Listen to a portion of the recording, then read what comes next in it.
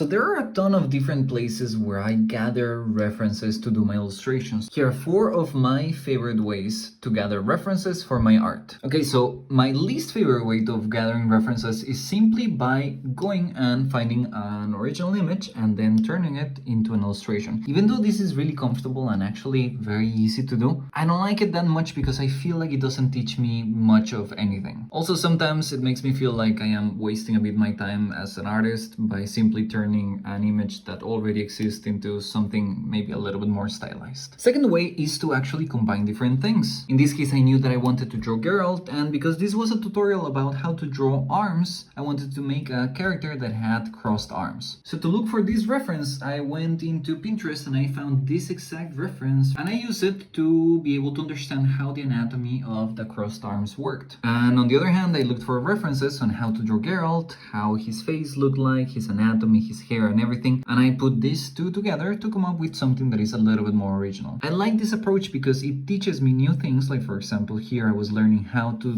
draw these crossed arms in a better way, but also I can come up with something that is more original and creative. Now that I think about it, maybe this is actually one of my least favorite ways, because this one is actually using myself as a reference. So for this illustration of the Joker, I had a reference for the face of Joaquin Phoenix, but I didn't have a reference for how I wanted his hands to look like. So I decided there is no better way than just taking a photo of yourself. This is an okay way and I actually enjoy it because just the fact of like getting into character to be able to do these facial expressions kind of teaches you a little bit more than simply grabbing a random photo reference from the internet. But I really don't like the process and the hassle of having to take a photo of yourself, matching the perspective and all of that jazz. This is actually my favorite. And if you're wondering what it is actually using little 3D figurines. This is the tiny figurine that I used for this illustration. It doesn't have a brand. I think that the original ones were called like Bodycoon or something like that, and it's just a cheap AliExpress type of figurine.